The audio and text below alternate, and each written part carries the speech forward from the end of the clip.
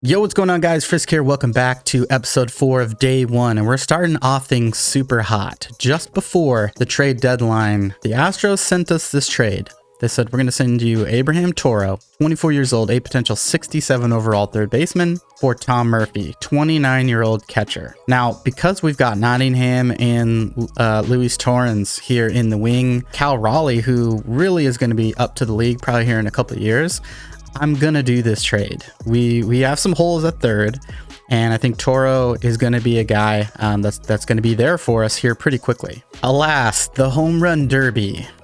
Let's take a look at who exactly made it. Tim Anderson, 28 home runs. Acuna, 26. Lou Voit with 25. Gleyber Torres with 24. Aguilar with 24. Bregman, 23. Chris Bryant, 23. And Yelich, 23. And here we got it. So Acuna, he's going to win it as a second seed, 6 home runs over Gleyber Torres, who had 4 here. There's your winner, Acuna. And that'll bring us to the All-Star game with Merrifield, Xander Bogaerts, Mike Trout, Alvarez, Bregman, Anderson, JD, Voit, Sean Murphy, and Cole as a starter. And then we've got Trey Turner, Trevor Story, Yelich, Acuna, Harper, Bellinger, Will Smith, Bryant, Rizzo. I'm surprised there's some guys not no Tatis, no Vladimir Guerrero Jr., no Soto. Okay, who's on the bench? Does anyone make it? So Ty France. So France would be the only guy that would make it for us. All right, the NL has defeated the AL in the 2021 All-Star Game. We have, I think, a few days until the end of trade deadline here. Big trade along the way. Marcus Semien traded for Alfredo Rodriguez, Michael Figueroa, and Ivan Johnson. We're going to stop here, but it looks like Rizzo is back to being a Padre. Traded for CJ Abrams and Marcana after, look at this. So we just talked about this in the last episode. Rizzo was a top guy, one of the #1 players on the NL side. 31, look at that, 326, 20 home runs. Really surprised to see him get traded in his final year, $16 million. Jesus Aguilar, who was in the home run derby, 24 home runs. He's on the move to Houston. Beginning of September, and it is a sad, very sad story for the M's here. Zipped on past the trade deadline. We actually didn't make any trades because we're still kind of rebuilding. We don't have a lot of players to kind of send around here. But looking at what we've got, M's 50 and 83. We might be the worst team in the league.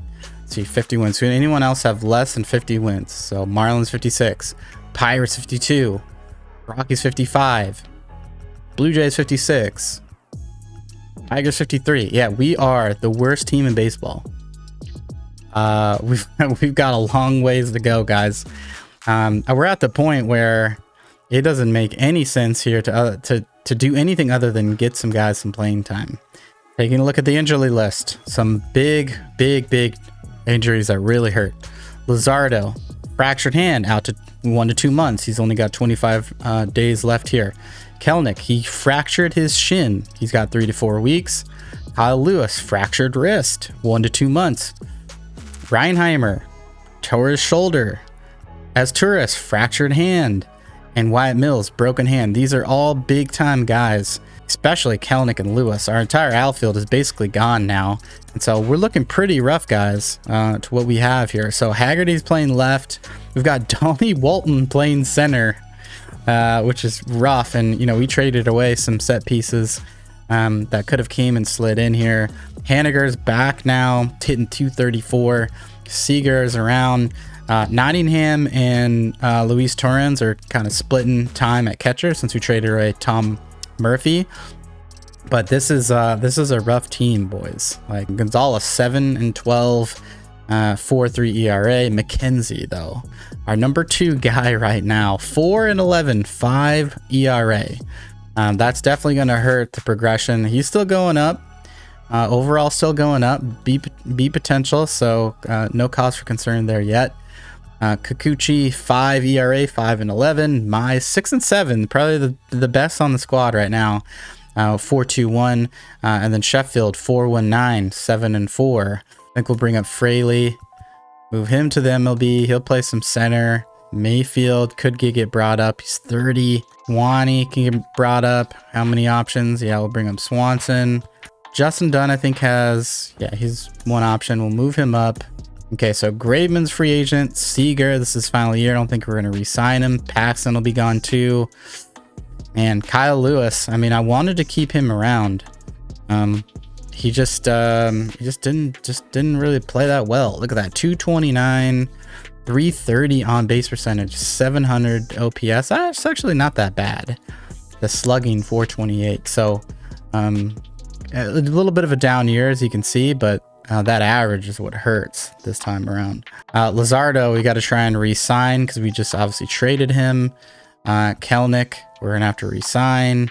So we've got some money to spend here in free agency. We're gonna have to do that later.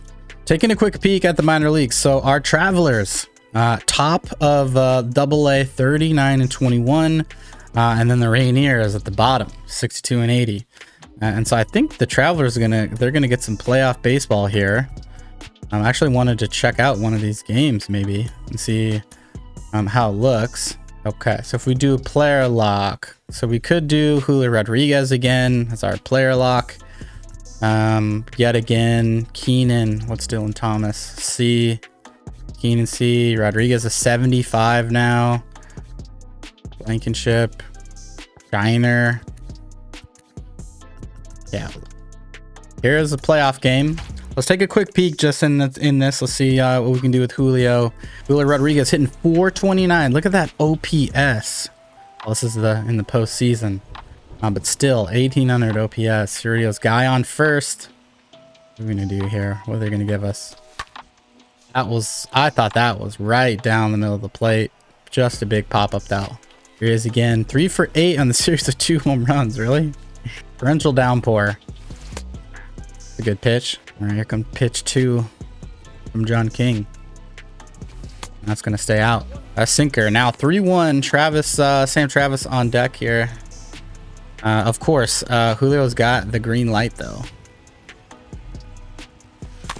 Oh, good little sinker. Way ahead of it. If you can get the best of him. And of course, we swing at a terrible pitch. Third time, 0 for 2 so far. Runners on first and second here in the 6th. Frisco's up 6 though. And that might be out of here. That's at least going to fall. And he does. Missed the PCI there too, but Julio Rodriguez hits his 3rd home run here in the postseason. That thing just hung up. Hit very well. Gonna sneak out here. Top 8, 2 outs. Here comes Julio. 8-3. Arkansas's down here. Oh, that's gonna hit well. That's gonna fall. Changeup. Sits on the changeup. That's gonna be hit number 2. So it looks like we're gonna fall here. Arkansas 8-3, losing to Frisco here in game 3. Oh, down to the final game. No surprises here. M's finished 57-105. Did not make the playoffs. Regular season has come to an end. Let's take a look at some of these awards. Luis Arez 332, Wendell 325. Trout up there, of course. On the NL side, Freeman, Turner, Bellinger, all above 320. I like to look at OPS. Bellinger, Harper, Yelich, only ones above 1,000. And then on the AL side, just Trout. Plesac, 19 wins for the Indians. And then DeGrom, 21. Oh, man. 21 wins. 21-7. 2.7 ERA.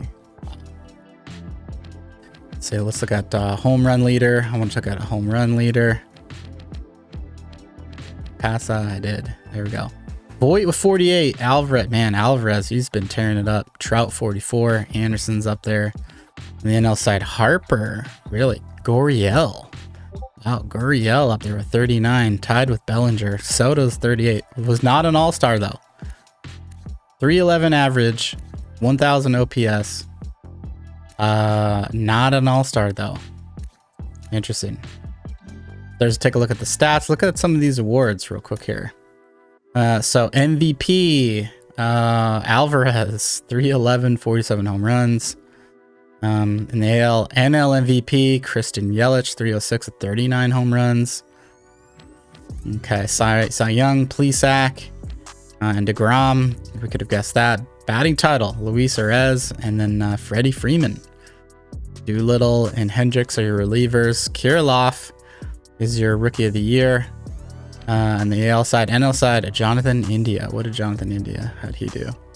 255, 385 slugging. That's pretty reasonable rookie stats there. Bellinger gets your Hank Aaron in the NL, and then Trout in the AL. Makes complete sense. And so we're gonna get into the playoffs here. In the next episode, we'll be seeing playoffs and off season. And it looks like we've got White Sox, Houston going up against in the ALDS. Wild card though is going to be Angels, Athletics, and then on the NL side we've got Phillies, Dodgers.